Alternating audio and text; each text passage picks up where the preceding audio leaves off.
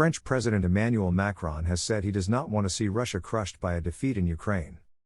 Speaking to French media, Mr. Macron urged Western nations to increase military support for Kyiv and said he was prepared for a protracted war. "I want Russia to be defeated in Ukraine, and I want Ukraine to be able to defend its position," he said. But he hit out against those who he said wanted to extend the war to Russia itself in a bid to crush the nation. The comments came as world leaders gathered at the Munich Security Conference, which saw promises to speed up the supply of weapons to Kyiv and impose tougher sanctions on Moscow. "I do not think, as some people do, that we must aim for a total defeat of Russia, attacking Russia on its own soil," Mr. Macron told the paper Le Journal du Dimanche. "Those observers want to, above all else, crush Russia. That has never been the position of France and it will never be our position."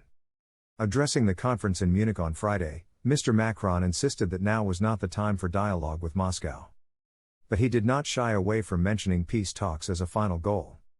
The president suggested that Ukrainian military efforts, supported by allies, were the only way to bring Russia back to the table and build a lasting peace. He also dismissed the prospect of regime change in Russia, describing similar efforts around the world as a total failure. Despite Mr. Macron's comments, negotiations are a faraway prospect for Ukraine's leaders. On Friday, Foreign Minister Dmytro Kuleba welcomed the decision to not invite Moscow to the Munich conference.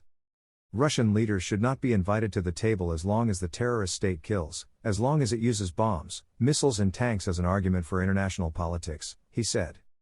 President Volodymyr Zelensky has ruled out immediate talks with his Russian counterpart, Vladimir Putin, insisting there was no trust between the parties.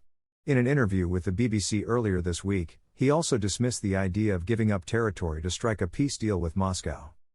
Mr. Macron has previously been criticized by some NATO allies for sending what they believe are mixed messages on Ukraine. Last June, he was condemned by Mr. Kuleba for saying it was vital that Russia was not humiliated over its invasion. Mr. Kuleba at the time responded that Russia, which was humiliating itself, needed to be put in its place.